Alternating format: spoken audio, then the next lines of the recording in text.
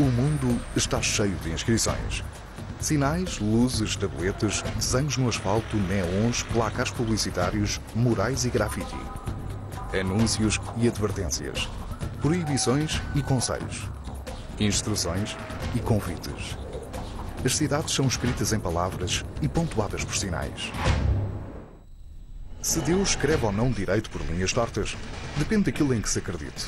Mas um simples olhar constatará a mais elementar observação empírica. Os homens escrevem, desde sempre, sobre as linhas curvas do mundo. Como as árvores e os caminhos e os recantos onde só os autores reconheçam declarações e assinaturas.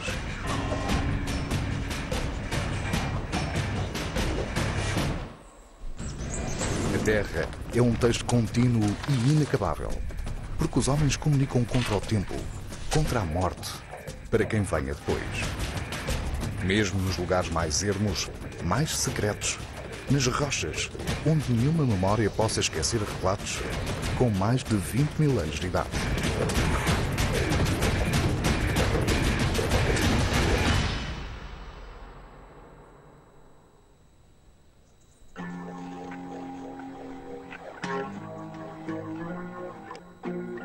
O Alto Douro.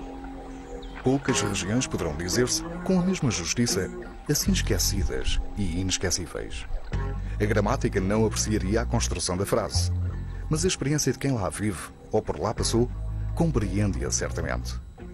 O isolamento e o despovoamento de um lugar que é quase o princípio e quase o fim de Portugal em nada beliscam a beleza monumental da paisagem. Os rios, os vales e os socalcos com que a mão humana desenhou a terra conduzem-nos a um lugar mágico.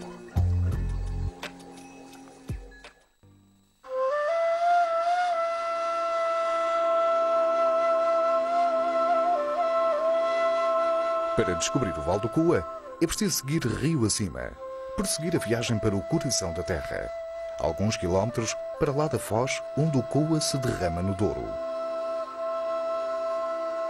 O vale abre-se em revelação ao olhar de quem chega, unindo os maciços montanhosos da Serra da Malcata ao coração da bacia hidrográfica do Douro, num dos mais preciosos conjuntos naturais de Portugal. No ondulado suave do vale, os matizes de verde, dourado e castanho são pontuados por amendoeiras, olivais e pelas quintas, de onde provêm alguns dos mais excepcionais vinhos do país. Mas o vale guarda outro tesouro, encoberto, durante séculos, pelos seus próprios mistérios.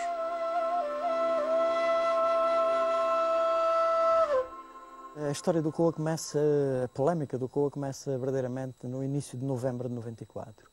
Embora já antes, 3 anos antes, o Nelson Rebanda e a sua equipa estivessem a acompanhar os trabalhos de construção da barragem do Coa, que já tinham começado e até bastante desenvolvidamente. Mas é em novembro de 94 que são anunciadas publicamente, até pelo IPAR, o antigo organismo do Património Cultural Português, que anuncia publicamente a descoberta das primeiras gravuras do Coa e a polémica começa verdadeiramente aí. A polémica das gravuras marcou uma certa forma de pensar o país nos anos 90. A EDP avançava para a construção da barragem de Foz Coa em finais de 94, quando ainda decorriam estudos acerca das gravuras então descobertas. Suspeitava-se de que estaríamos diante de algo grandioso, mas a barragem deixaria submersas as gravuras e estas, como então se gritou, não sabiam nadar. Em novembro de 95, o governo português pôs termo à polémica, desistindo da construção da barragem.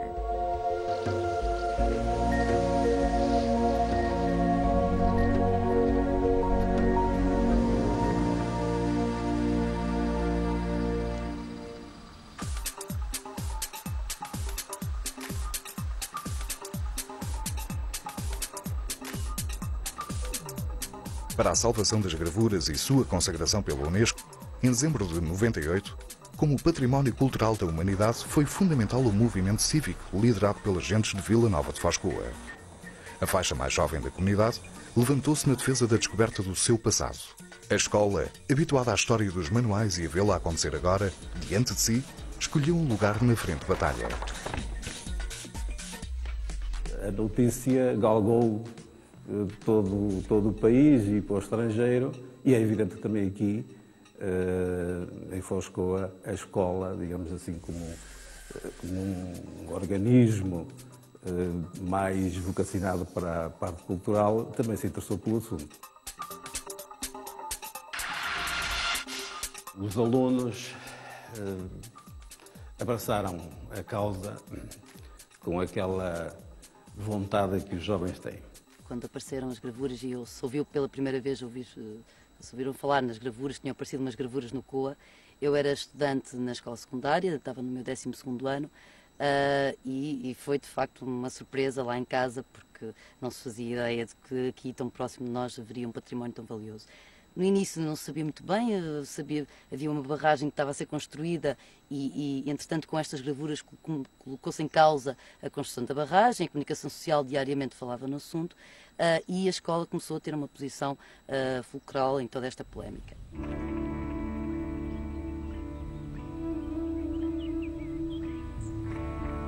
No coração do Val do Coa, nasceria outro movimento de luta contra as águas da barragem. José Rosas descobriu em mapas militares a Quinta de Santa Maria, mais tarde rebatizada Quinta da Erva Moura, a partir de um romance de Suzanne Chantal.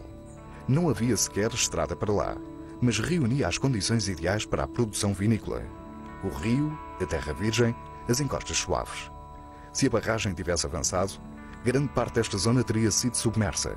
Em vez disso, nasceu a Quinta, o Museu do Sítio da Erva Moura e alguns dos mais afamados vinhos da região de Marcata do Douro. Quando se descobrem as gravuras e, portanto, quando acontece a decisão de não se construir a barragem, percebe-se que é importante que a Ramos Pinto se associe a um movimento cultural que era evidente que viria a acontecer aqui com a criação do Parque Arqueológico. E, portanto, a Ramos Pinto vai fazer isso mesmo.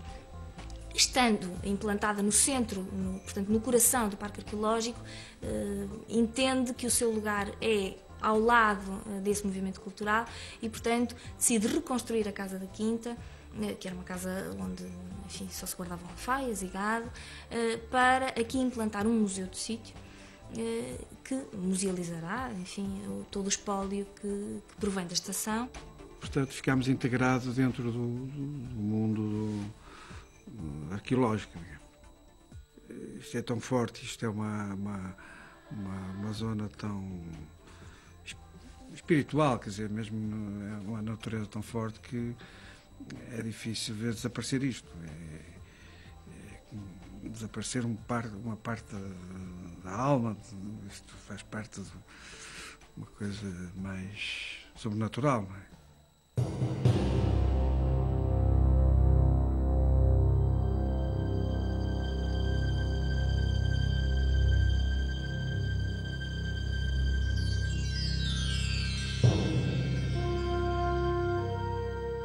O Parque Arqueológico de Val do Coa foi criado em agosto de 1996 e constitui o maior complexo mundial de arte rupestre, ao ar livre. O Parque Arqueológico foi criado com o objetivo essencial de salvaguardar, investigar e divulgar a arte rupestre do Val do Coa. Na altura, em 1996, ainda não sabia que ia ser classificada como património mundial, mas efetivamente já estava a trabalhar nesse sentido. Portanto, os arqueólogos que estavam aqui nessa altura, era para isso que estavam a conduzir o processo. E, portanto, criaram desde logo um território que funciona como território de tampão, território de salvaguarda da arte, mas ao mesmo tempo é também um território de inteligibilidade. É o território que nos permite perceber o contexto da arte rupestre, investigar e para mostrar ao público também. É um museu natural composto por 47 núcleos de gravuras que se estendem por 20 mil hectares ao longo dos 17 derradeiros quilómetros do rio Coa. De entre os núcleos mais significativos e de melhor acesso, 3 foram escolhidos para acolher o público. Os visitantes são conduzidos por veículos todo-terreno através dos antigos caminhos de acesso, intencionalmente deixados sem qualquer recuperação. Na margem esquerda do Coa, foi o primeiro núcleo a ser identificado e é a primeira paragem no roteiro da visita. Aqui encontramos mais de 40 painéis gravados, alguns da fase graveto-solutrense.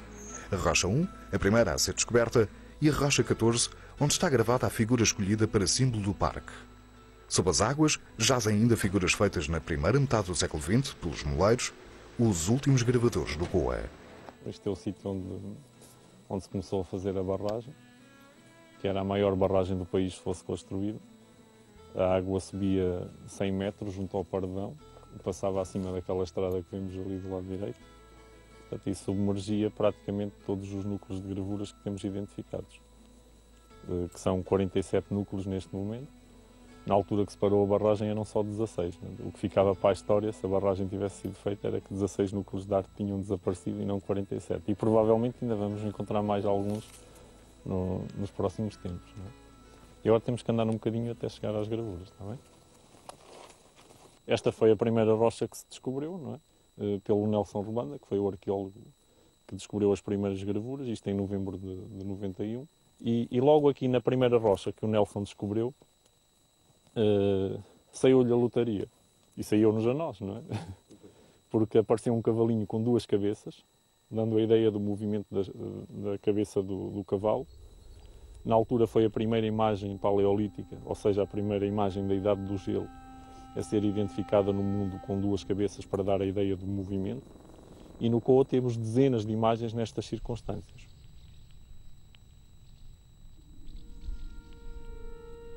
Há muitas pessoas que têm na ideia, quando vêm aqui pela primeira vez, que vêm ver desenhos de mamutes, de bisontes, não é? Porque estão acostumados a ver isso nos filmes e nos livros. Esses animais nunca viveram cá e, como tal, as pessoas que viveram aqui na última glaciação não conheciam esses animais, não os desenhavam. Eles eram nómadas, mas nunca nenhum paleolítico europeu foi daqui à África capturar uma girafa e depois voltou à Europa a desenhar uma girafa. Ou nunca nenhum paleolítico do Coa foi ao sul de França caçar um mamute e depois voltou ao Coa a desenhar um mamute. Portanto, em cada região do globo aparecem os animais de médio e grande porte que vivem na mesma zona onde eles viviam. No caso do Coa são as cabras pirineicas, os cavalos, os veados e os auroques. E aqui no Coa as gravuras paleolíticas situam-se entre os 30.000 e os 10.000. E a maioria daquilo que vamos ver aqui na Canada do Inferno anda à volta dos 20.000 anos. Corresponde a uma época que se denomina o Solutrense. É a época mais fria da última glaciação e é o momento menos realista da arte paleolítica.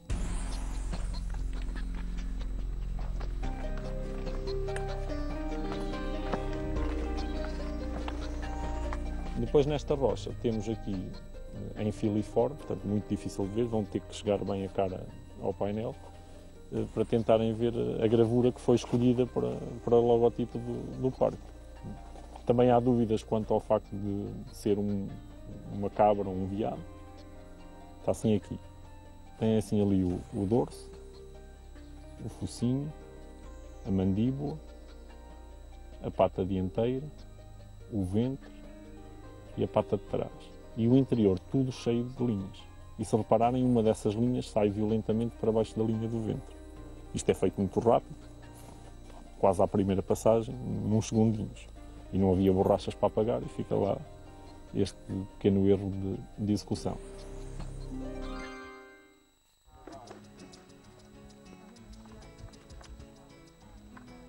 E terminamos aqui a nível de gravuras na Canada. Isto é só um cheirinho daquilo que há aqui no Coa.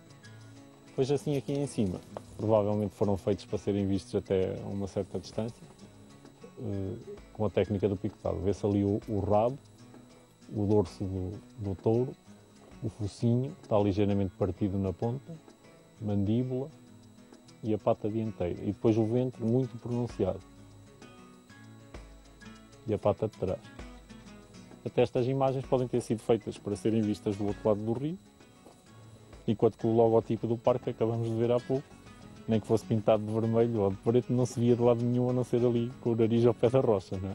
E no meio desta conversa gostava que fixassem, se possível, para muito tempo, duas pequenas ideias. Que o Paleolítico é o primeiro período da história do homem e que a arte paleolítica, gravura ou pintura, serviu para comunicar, para transmitir o quê e para que destinatários, só inventando a máquina do tempo, não é?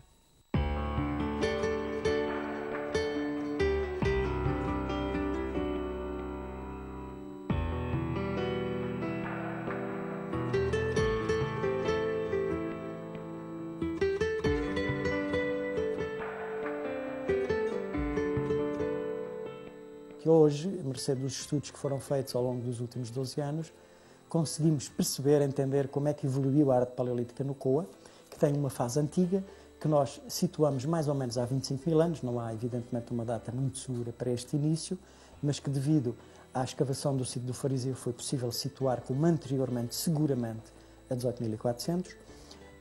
Estas gravuras da fase antiga são espicotadas, traço profundo, algumas delas polidas e quase sempre muito sobrepostas, o que torna os painéis verdadeiros palimpsestos de muito difícil descodificação, até para os visitantes que aqui vêm, enfim, observar e ver as gravuras do Coa.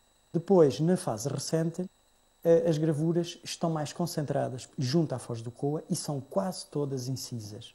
Os painéis deixam de ter aquela riqueza de sobreposições, as gravuras estão mais dispersas um bocado pela zona ali da foz do Coa e os vales adjacentes e são quase todas incisas. A própria temática destas gravuras altera-se ligeiramente. Os animais fundamentais gravados no Coa são 4. No fundo são os auroques, o grande touro selvagem, que são os bovídeos, são os equídeos, os cavalos, éguas, são os cervídeos, que depois são mais gravados na última fase, e são as cabras, os caprínhos. E são estas as espécies que estão aqui figuradas, com alguns sinais e também algumas figuras humanas que aparecem no fim do Paleolítico.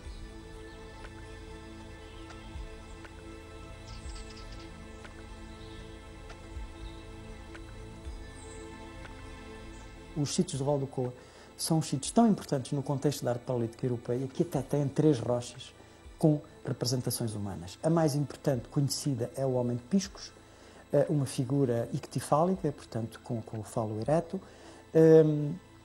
com uma que é, de facto, entre todas as que temos no Coa, também a mais interessante. Digamos que o vale é monumentalizado, ritualizado, através da arte rupestre, e a função dessas gravuras é uma função simbólica de marcação do território.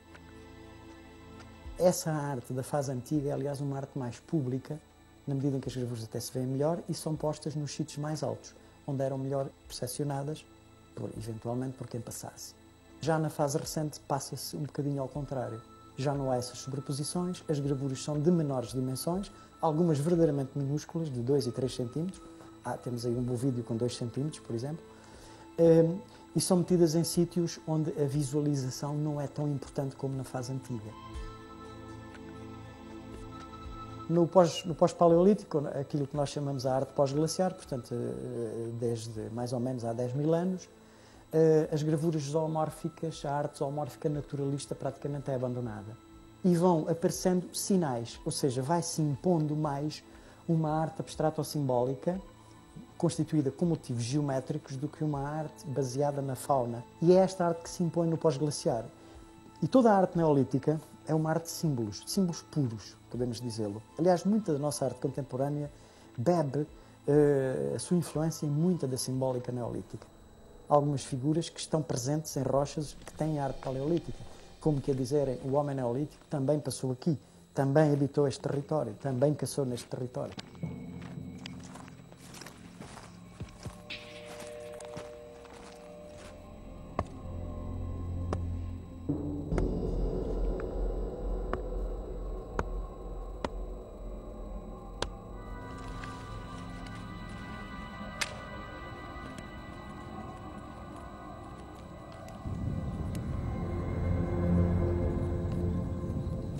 E, finalmente, a fase seguinte que temos aqui no Coa é a grande arte da Idade do Ferro, que é o segundo ciclo mais importante que temos aqui, e aí já completamente diferente destes períodos que eu estou a falar, do Paleolítico ou do Neolítico e Calcolítico, completamente diferente. Na Idade do Ferro, na Segunda Idade do Ferro, estamos a tratar de uma sociedade produtora, que vive da agricultura e da pastorícia, mas sobretudo uma sociedade fortemente hierarquizada, onde uma elite guerreira ganha uma importância fundamental para o resto e que domina o resto da sociedade. Ilustra-nos que o que aqui temos são sobretudo guerreiros, e são guerreiros, muitas vezes, que apresentam aqui um curioso bico de pássaro. E isto conduz-nos a uma interpretação, e que estas gravuras aludem à mitologia destas populações. Ou seja, uma mitologia que heroifica o guerreiro e que nos introduz a ideia de que o guerreiro, quando morre, transforma-se em pássaro e transforma-se em herói.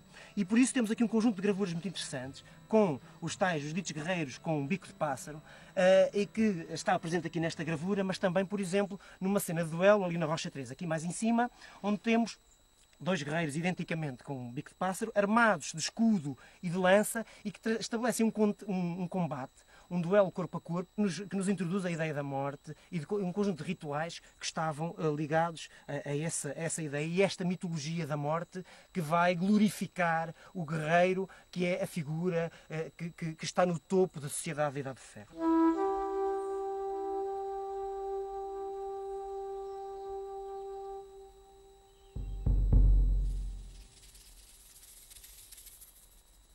A partir do século XVII, pelo menos, até os anos 50, 60 do século XX, temos uma arte de moleiros. Ou seja, temos aqui uma atividade que foi muito característica até meados dos anos do século XX, que foi a atividade da moagem, e essa atividade promoveu nos seus praticantes o gosto pela gravação e pela arte rupestre.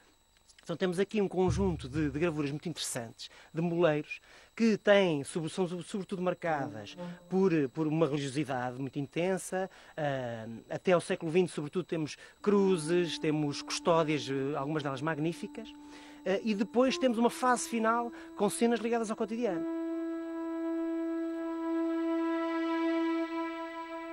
Podemos dizer, inclusive, que o último gravador do Coa ainda está vivo, o Sr. António Seixas, que ainda é vivo, que fez as gravuras no sítio da Canada do Inferno, quando era lá moleiro, e em alguns painéis com arte paleolítica, que ele inclusivamente conhecia, algumas dessas gravuras, e que respeitou, nunca sobrepondo nada sobre elas. Podemos considerá-lo verdadeiramente o último grande gravador do Val do Coa, o herdeiro final de um ciclo rupestre que tem cerca de 25 mil anos e que é o mais longo da Europa. E a conclusão que tiramos disto, e o Val do Coa ensina-nos um pouco isto, é que temos sociedades completamente distintas que aqui foram passando, mas que todas elas tiveram este desejo de se imortalizarem na pedra, usando técnicas semelhantes, mas com motivos completamente diferentes.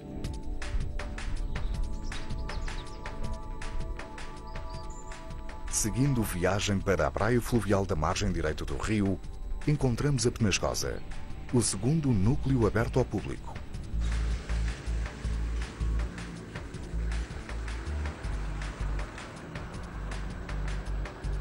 Aqui estão representadas, com exceção da pintura, todas as técnicas empregues no Coa, e é o núcleo com mais arte paleolítica gravada. As rochas 3, 4 e 5 são testemunhos excepcionalmente importantes no conjunto artístico do parque. Esta rocha é uma rocha com inúmeros motivos gravados. Pensamos que todos pertencem à mesma fase estilística e, aparentemente, o que se vê são todos motivos feitos a picotado e a abrasão, duas das técnicas mais utilizadas aqui no Val do Coa. Das várias figuras aqui representadas, há umas mais fáceis de visualizar do que outras. Temos aqui o focinho, com as fossas nasais marcadas, os chifres em lira, a cervical-dorsal, a cauda, pata traseira, ventre, pata dianteira e a linha do peito. Um outro auroque representado está voltado em sentido contrário, temos, e é bem maior do que o primeiro que mostrei. Temos aqui o focinho, as fossas nasais, o dorso, cauda, pata traseira e ventre, pata dianteira e a linha do peito. Outro motivo que se destaca neste painel é este auroque aqui em cima, que está a olhar para trás. Vemos aqui o focinho, os chifres em perspectiva frontal. É muito curioso que todos estes motivos, conseguimos perceber que eles estão em perfil absoluto. Os chifres, por vezes, estão em perspectiva torcida, portanto, neste caso em perspectiva frontal. O pescoço, a pata dianteira, ventre, pata traseira, que perde-se porque a própria rocha está danificada, e vê-se a linha do dorso. O mesmo auroque teria tem ainda um segundo pescoço, a rocha fragmentou, perdeu-se uma segunda cabeça que estaria aqui representada. Portanto, teríamos aqui mais uma vez a ideia do movimento já nesta fase, do que nós chamamos desta fase antiga do Paleolítico Superior.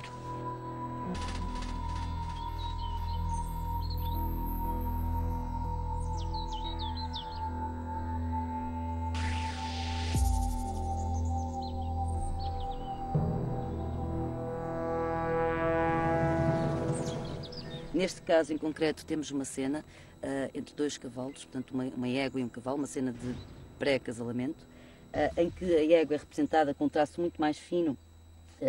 Vemos aqui o focinho, a crina com 2 traços, pintado em bisel, o dorso, a rocha entretanto fragmentou, vemos aqui a queixada, linha de peito, pata dianteira, ventre, e ela de facto é um picotado muito fino e a abrasão, e ele, o garanhão, mais forte, representado um picotado muito mais forte. Temos aqui uma cabeça representada junto à crina da égua, o dorso, as patas ainda estão encolhidas e o ventre que cruza com o dorso da égua.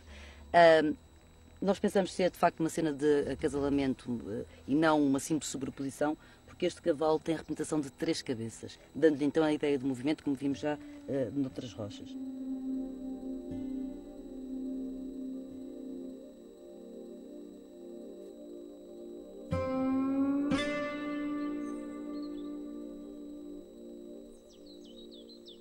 Bom, esta rocha tem inúmeras representações e está muito planificada, no entanto tem um motivo que é de facto excepcional na arte do Coa. Normalmente na arte paleolítica não nos aparecem representações de peixes. Aqui temos um peixe, inicialmente pensámos poder ser um salmão. Hoje, e mediante as descobertas que temos do fariseu, sabemos ou poderemos tentar adivinhar que será um sábel, a representação de um sábel. É a maior representação de peixe que temos no Coa, as outras são pequenas, a filiforme, e começamos aqui pela cabeça, temos aqui a representação triangular da cabeça, o olho, a boca, guelra, portanto aqui a rocha fragmentou, vemos uma barbatana, uma segunda barbatana, perdeu-se a cauda quando a rocha partiu, barbatana, barbatana e perde-se novamente. Fizeram neste caso em concreto, e para dar um maior naturalismo, maior relevo ao próprio peixe e destacar-se da superfície da rocha, foi polir esta zona da rocha, e percebe-se aqui que foi polida, não só para dar volumetria ao peixe, mas também dar uma tonalidade diferente. Ao raspar, a própria parte do peixe fica mais escura e destaca-se da própria rocha. Já a seguir, e claro que a rocha continuaria, está aqui fragmentada, mas percebe-se que ela continuaria nesta secção, e há inúmeras representações que estão incompletas neste momento, mas há uma que está completa, felizmente, e é uma das melhores representações de bode de cabra pirenaica, da espécie cabra pirenaica que temos do Val do Coa, desta fase antiga. Percebe-se perfeitamente aqui a cabeça, o focinho com a fossa nasal marcada, o olho, o chifre em S, muito característico desta espécie, a orelha, dorso, cauda, pata traseira, ventre, pata dianteira e linha do peito. Esta cabra teria também uma segunda cabeça, ou foi colocada posteriormente, talvez, uma segunda cabeça que inicia aqui no pescoço e está a olhar para trás, terminando na linha do dorso. Portanto, ou no mesmo momento, ou provavelmente posteriormente, alguém quis dar a ideia de movimento, mais uma vez, a ideia de que o animal está vivo, não é? Ele está a olhar para a frente e algo chama a atenção e ele volta-se para trás. Poderá ser, de facto, posterior. No entanto, esta cabra, e que foi gravada a picotado e a abrasão, com as duas técnicas, pode ter sido reavivada ao longo dos tempos. Não se fica indiferente, eu já vi estas rochas da Penascosa, já estudei, portanto, inúmeras vezes, e não fico indiferente cada vez que venho cá e olho para um painel, para o mesmo painel que já vi inúmeras vezes, ou que já ouvi em gabinete inúmeras vezes, mas não se fica indiferente cada vez que se olha e se reolha para a mesma figura que já tantas vezes se viu. Na rocha ela tem um outro efeito sobre nós.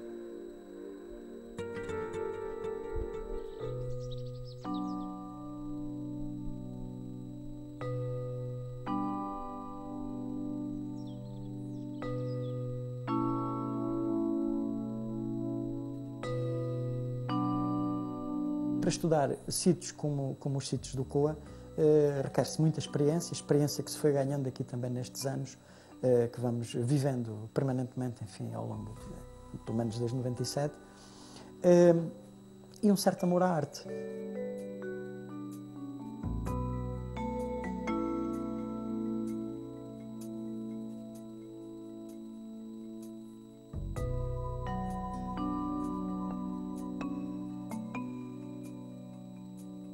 O trabalho técnico-científico em arte rupestre passa, a primeira etapa é a prospecção, portanto a sistematização em fichas, etc., o levantamento das rochas, a numeração delas e tudo isso, e depois a identificação e o estudo de cada rocha. O nosso primeiro estudo passa por fazer o levantamento em desenho e fotografia de todos esses painéis, estudando as gravuras.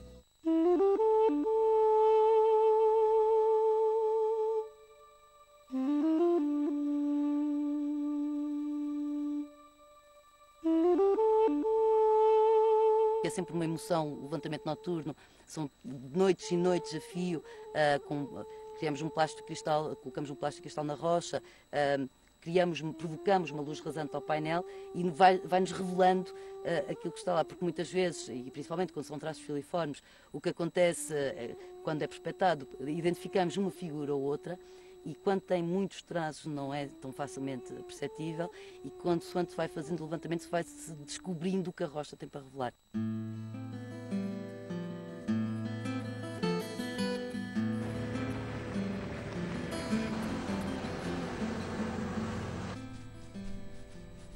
Temos que ser rigorosos. Portanto, aqui a análise tem que ser feita sempre no momento em que se vai proceder ao trabalho. Por exemplo, aqui, com esta a luz anterior, eu não estava a ver este traço. Portanto, isto já muda o sentido aqui da figura. Portanto, se eu não tivesse feito este traço, a leitura seria outra. Portanto, é esta responsabilidade que ao de fazer este decalque, isto não é só um decalque, não é só passar por cima, portanto é esta consciência que é falível a interpretação. Colher a informação toda. Exatamente, portanto, se a gente não vê esta preocupação, cá está, estou a prejudicar, digamos, o trabalho de compreensão da figura e, por outro lado, naquele lado emotivo, também não estou a defender o meu colega de há 20 mil anos, não é?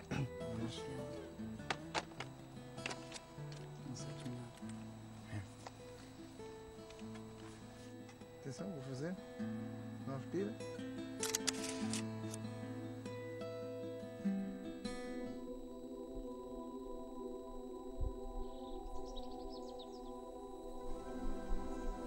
Com a descoberta das gravuras do Vale do Ocoa, modificava completamente a nossa consciência da arte paleolítica, que conseguia sair das cavernas e ocupar o espaço, mesmo assim, o território, a totalidade do território dos homens pré-históricos, mas levantava algumas dúvidas. As dúvidas eram sobre, primeiro, quando foram feitas, quer dizer, datar estas gravuras. Outra dúvida é qual era a vida dos artistas, dos caçadores artistas que gravaram nas paredes do Vale do Ocoa, e por isso era preciso encontrar sítios de habitat onde as pessoas viviam, quer dizer, de um espaço completamente, que podia-se pensar completamente despovoado. Em poucos anos conseguimos demonstrar que era uma região que tinha uma ocupação ao longo do Paleolítico Superior. O sítio do Fariseu, onde estamos neste momento, foi fundamental para responder em parte, algumas das dúvidas sobre a datação e sobre a vida cotidiana dos caçadores artistas do Vale do Ocoa. Neste sítio foi possível, durante uma primeira fase de escavação em 1999, foi preciso encontrar uma rocha com 96 motivos gravados, estava recoberto por sedimento, por camadas de sedimento que continham objeto, vestígio arqueológico dos caçadores que ocuparam a região. Encontramos na camada mais antiga um fragmento, um pequeno bloco, onde podemos ver neste momento, tem um pequeno vestígio, um resto de uma gravura. Quer dizer, que encontramos caído nesta camada um fragmento da rocha gravada. E esta camada foi datada de cerca de 20 mil anos. Quer dizer que se este bloco estava caído dentro da camada datada de 20 mil anos, as gravuras tinham necessariamente mais que 20 mil anos.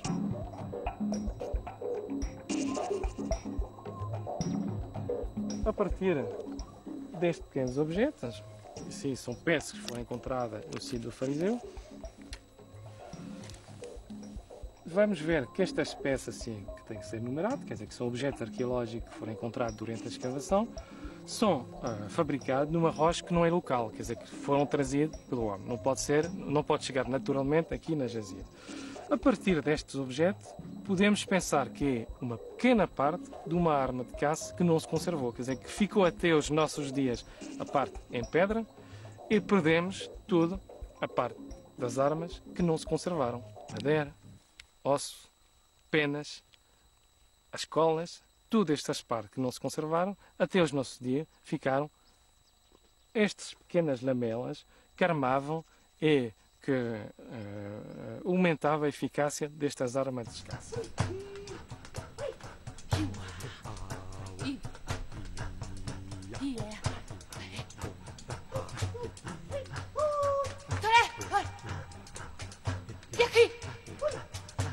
Vestígios do Paleolítico sobreviveram, foram conservados até à atualidade e, portanto, tínhamos a certeza que populações paleolíticas, grupos humanos do Paleolítico, viveram aqui. Pequenos grupos cresceram e subiram, portanto, em pequenas incursões sazonais, feitas em função da caça. Temos que pensar que eram nómades, caçadores-recoletores, nómades que deviam se deslocar em função dos recursos, da pressão de certos recursos animais e vegetais ao longo do ano.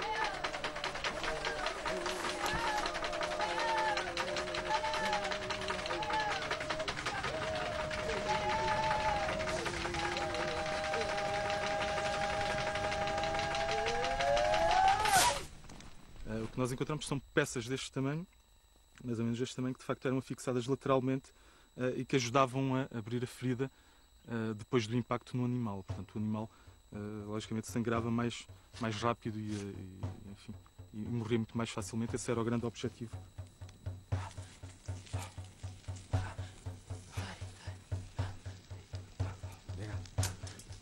Durante estas caças no Planalto, o homem pré-histórico aproveitava ao máximo a carne, explorava tudo, tendões, tutana, quer dizer que tentava explorar ao máximo esta grande quantidade de alimentos para fazer reserva e depois, no fundo do vale, provavelmente ter uma vida mais doméstica, explorar, tratar peles, quer dizer, outro tipo de atividade.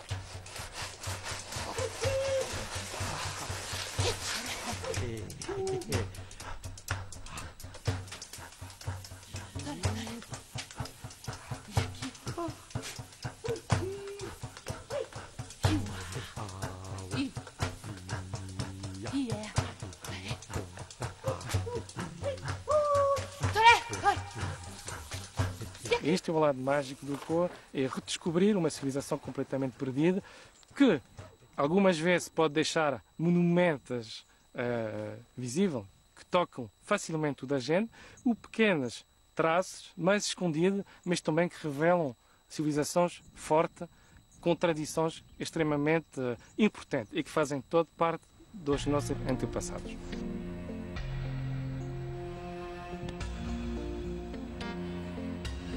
O terceiro e último núcleo visitável do parque situa-se na margem esquerda do Coa, junto à foz da Ribeira de Piscos.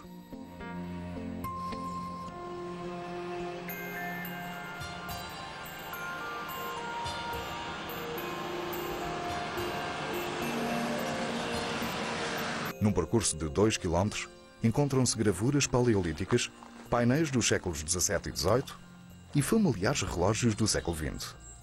Da exposição, destacam-se 3 auroques de grandes dimensões, efetuados possivelmente para serem vistos da outra margem do rio. A gravura dos cavalos entrelaçados e o homem de Piscos, uma raríssima representação humana do Paleolítico.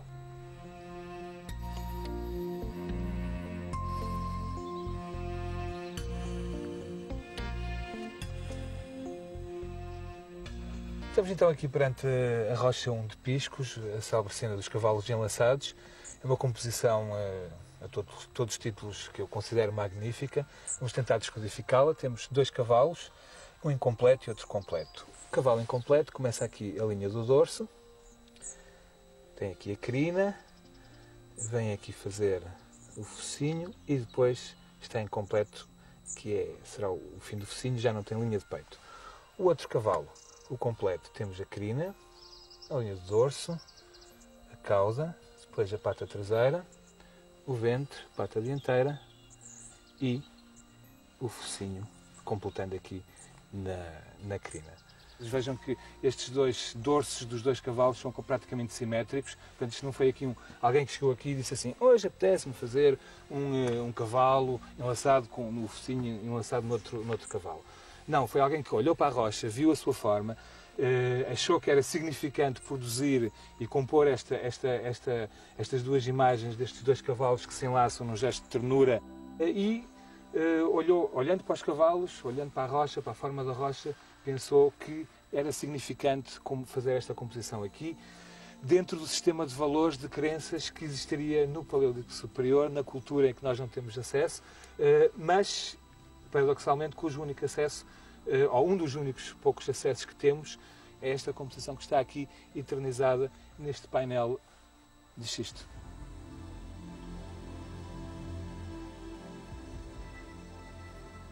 Esta é a rocha número 2 da Ribeira de Piscos, onde figura uma rara representação antropomórfica, também datável do Paleolítico Superior.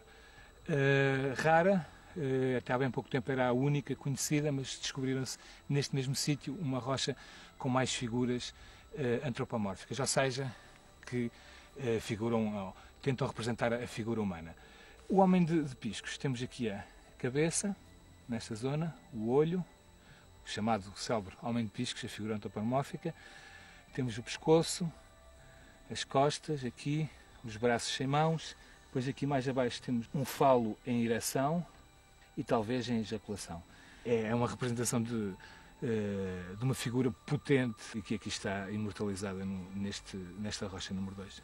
E foi este sítio escolhido para falarmos um pouco da conservação, quer ativa, quer preventiva. A preventiva será tudo que tem a ver com o homem, na intervenção do homem na paisagem, e a ativa tudo o que tem a ver com as causas naturais de deterioração dos painéis xistosos de arte rupestre. Temos aqui um dos exemplos de possíveis intervenções de conservação dos painéis de arte rupestre do Val do Coa. O parque pediu a 3 empresas de conservação portuguesas para fazerem intervenções experimentais em painéis, em afloramentos não gravados como este. Basicamente o que aconteceu foi o preenchimento de fraturas, e ali, naquela zona ali, ao por cima do afloramento, foi tudo limpo, foi também, vários materiais foram aplicados para conferir maior estabilidade e durabilidade ao afloramento. Convém referir que, como a conservação da arte rupestre ao ar livre, especialmente em xisto, é uma atividade com características muito raras, julgou-se que seguir esta forma de intervenção seria a melhor, porque não estamos a pôr em risco os afloramentos gravados e estamos a ver como vai ser a evolução desta intervenção em afloramentos não gravados.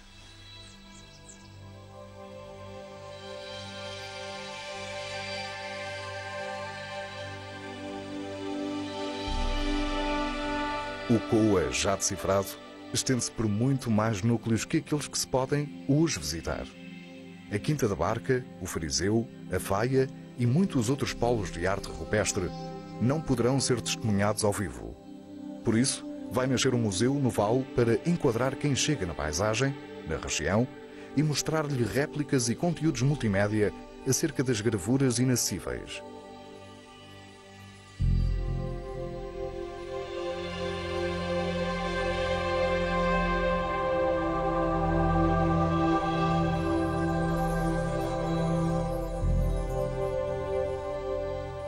É um grande centro de interpretação, um centro de acolhimento para os visitantes que cá chegam e que antes de visitarem os núcleos de gravuras devem e ganham naturalmente bastante em ser enquadrados nesse local.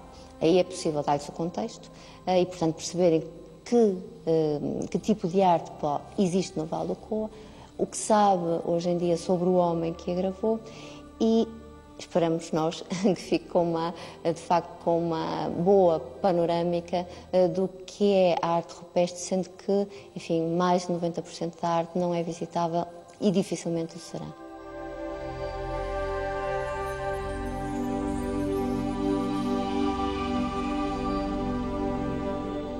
No sítio do Fumo, em Almendra, bem como em toda a extensão do Parque Arqueológico, uma equipa de especialistas continua a trabalhar diariamente, com minúcia, rigor e paixão, para descobrir todo o espólio artístico do Coa.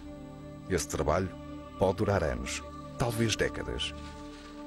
Para que o futuro complete o passado e as viagens no tempo não sejam mais um exclusivo da ficção científica. Não.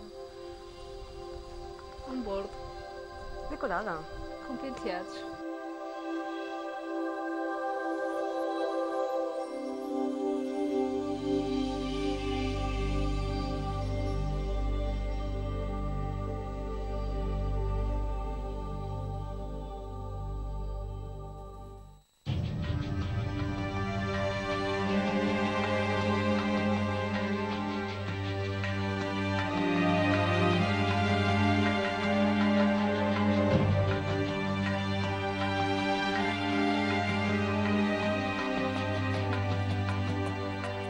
O Val do Coa, para mim, sinto de facto como um sítio único, que tem que ser preservado a todo custo e que, em primeiro lugar, tem que estar sempre a conservação, porque é nossa responsabilidade passar toda esta informação, todo este património, toda esta arte aos nossos descendentes e conservá-lo tal como ela está, como nós tivemos o privilégio de encontrar. O Val do Coa é habitado desde o final da Idade do Gelo, quando o mundo inteiro não teria mais que 5 milhões de habitantes, pouco mais de metade da população atual de Londres, um quarto da de Xangai. Nesta região terão existido cerca de 1000 pessoas, antepassados comuns a todos nós.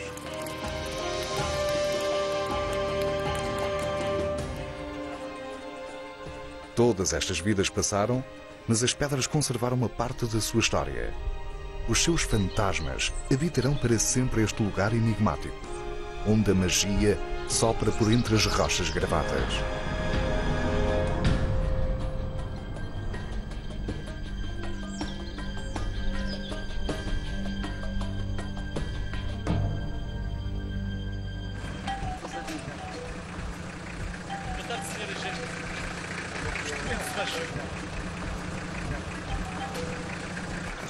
Pode-se abrir esta porta. É melhor abrir. Essa não abre. Não abre.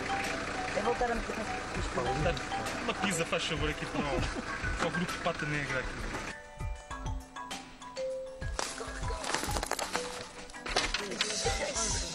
Amanhã.